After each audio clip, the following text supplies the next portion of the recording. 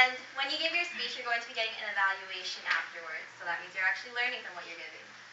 And this is important because this is a verbal examination, and part of it will be a written evaluation.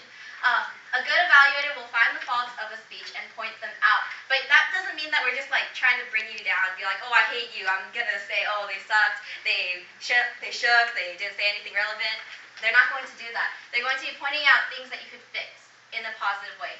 And they'll also praise you as well, because every person has something that they have good going on.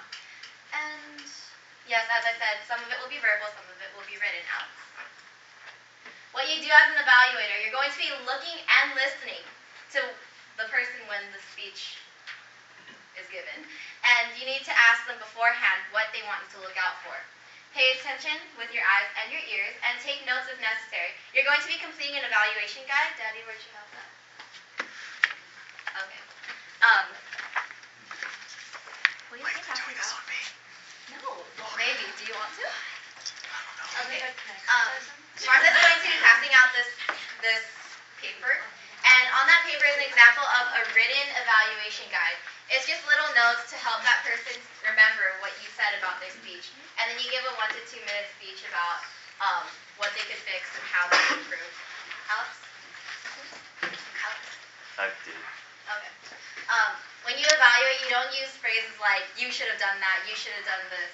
You say things like, my reaction was, I felt that you, because you want to make it more personal and less scary.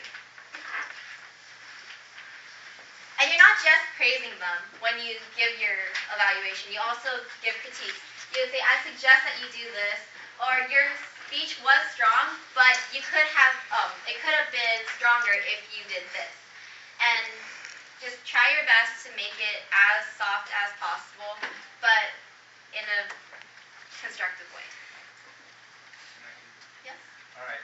As I mentioned last week that the meeting, the speech club meeting, first thing that you have to be aware of is we are trying to improve, okay? And we have to have a frame of mind that whatever input that are given by our peers are positive criticism for us to improve. Like Valerie was saying, it's not something to put you down. Okay? We're going to get a lot of those. Okay? Input. The more criticism that you get, the better that you're going to improve. Okay? Personally, I don't like people give me a lot of praises. I like to know what is it that I can improve, whether it's my hand gesture or that I don't connect with people. Okay? Or my tone of voice that I don't project very well. Okay? Then the next time that I'm here, I know something to improve on. Okay? So I was mentioning, you sometimes feel more critical about yourself. Okay? When you're speaking over here, so you're beating yourself up. Right? Now, the next stage is when you get evaluation from your peers. Okay? You beat yourself up even more. Don't do that. All right? We have to believe that all the inputs that are given to us, which is true, not believe, it is true, is to help us improve. Got it? All right, continue on. Okay. Alex? So we will begin session 3 today just because we're short on time, and I'm going to give an example of impromptu speaking. So Alex, come over here. Is it Impromptu speaking. Okay. Can I have a volunteer to act as an awe counter? You're just going to write down every awe, or, you know, those fillers? Oh, I'll come right here. Oh, alright. just a disclaimer? So just take out a piece of paper and just write down, like, make tally marks for every time he does something. Probably. Okay, yeah, you could do that. Does anyone have an iPhone or iPod that they could use to time him? Oh, I have an iPhone. here. Wait, who can time him? I do. Alright, here. I want you to, when he gets to 1 minute, put your hand up, put a 1 up. Alex, Yeah. when you get to, how long was it, 1 minute? 1 to 3 minutes, right? Yeah. 1 to 3 minutes. Okay, so for the 1 minute, put your hand up with a 1. For the 2 minutes, 2. 3 minutes, 3. And then he has 30 seconds after that to stop. So after the 3, I have 30 seconds to stop. Yep. To wrap up. Now, if Yep. you pass 2 minutes, you should be okay already. If you have nothing else to say, you can stop over there and just say. Right. Okay. Okay? Alright. Just a disclaimer before we begin. This is only my second time that I'm actually doing an impromptu speaking thing. So it's kind of bear with me for a second, because I probably don't know much. Pause. Did write down. What's the question? What did you write down? Okay. This Alright. The second that he starts speaking, just start timing. So Alex, you wake up and you realize that you're married to a cat. How did you meet this cat and how did you marry him or her? Thank you, Alex. meet this cat. How did I meet this cat And how did you marry him or her? Or her? Okay. Ladies and gentlemen, Mr. Chairman, our beloved advisor, I met Tom when I was about, say, 6 years old. Me and Tom have been childhood friends. Sorry, Tom Cat. So that's kind of where I got it from. Me and Tom have been best of friends for a really long time, and I decided one day while we were eating fish together that I could go take a second step into our relationship because I really felt a connection. But can I just change the name of Tom? Because I feel really weird. I'll change it to Nancy.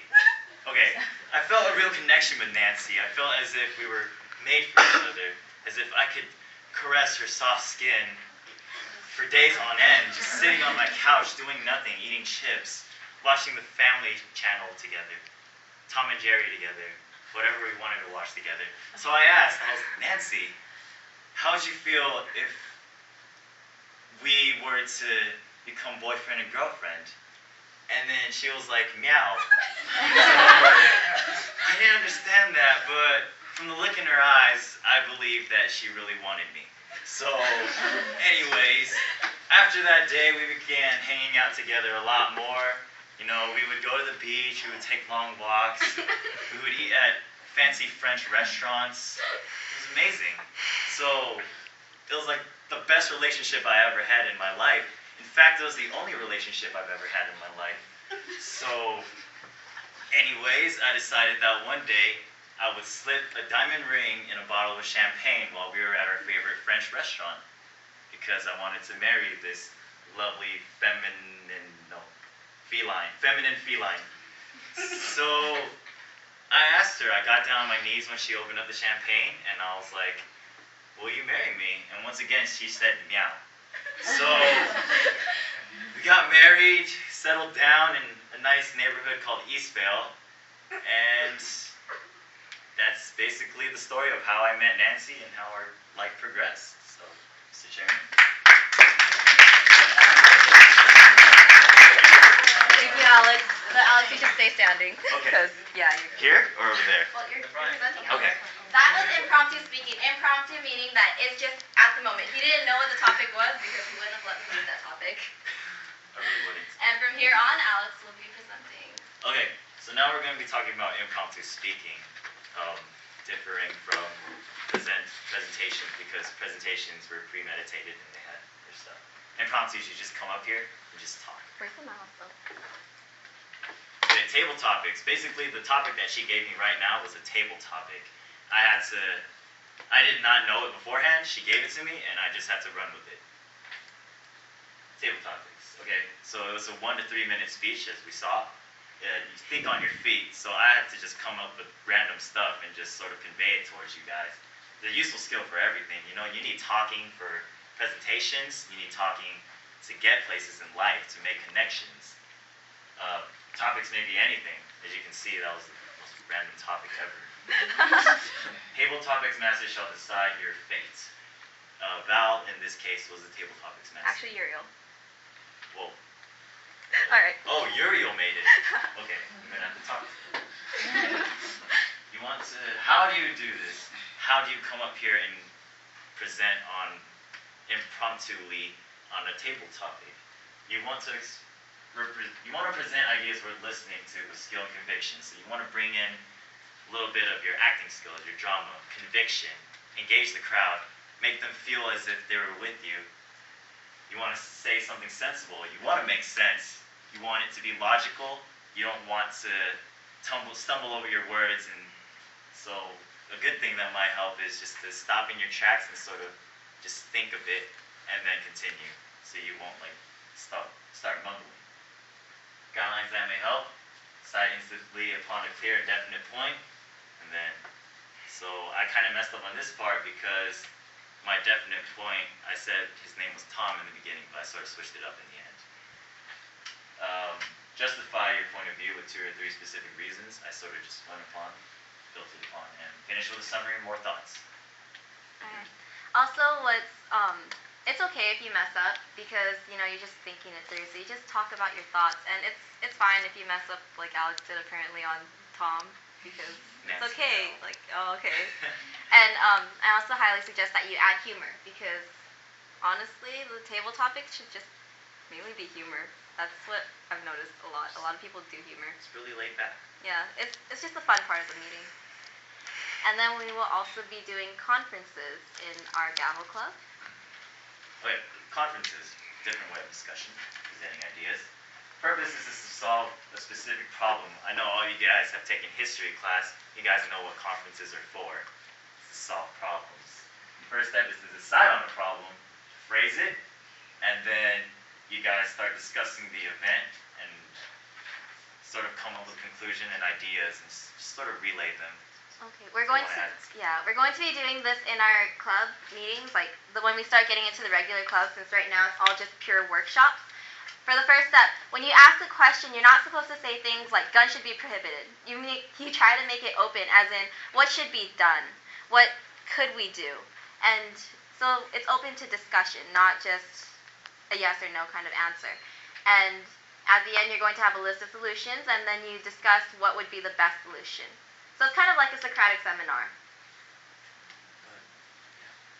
But you don't need to prepare, it's just for fun. Yeah, no outlines or anything. So you got it. We'll be doing panel discussions as well. Panel discussion, I believe it's just a conference, but you have like an audience. So it's like a looking at press you. conference. Right. So you have like a little. You're also discussing problems, but then yet you have people looking on the side and sort of like observing you and posing questions that they can later present to you. It says 4 to 8 people in an interactive audience. It's sort of what I mentioned right now. Discusses a topic, and then leader introduces subject. Panel members have time to discuss it, and then after, audience can ask questions and give comments.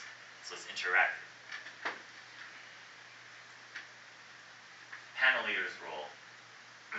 For the panel, we're going to be having a leader because just to keep things going. And Yeah. So they'll just call on the speaker, introduce subject and speakers. Stop speakers who speak too long, so it's sort of they regulate to an extent. Panel speeches are not formal; they are impromptu. Once again, impromptu is you're just coming up with it on the spot and just relaying your ideas. okay. For the conference and for the panel, we're going to be doing that when we start getting into our regular meetings, and that means just some random days we might just decide to just devote the entire meeting to just a panel, or just devote the entire meeting to a conference and discuss random problems in the world, I suppose. Our next meeting is going to be May 3rd, that's a Friday, and we're going to start doing Fridays from now on. And we are aiming to provide an opportunity for our school students to develop self-confidence and better speaking abilities. Oh, I forgot to ask Jeremy, how many odds did Alex get? Really, you only had one awkward pause. That's it. Nice. Oh, a lot better than I thought. like a lot though.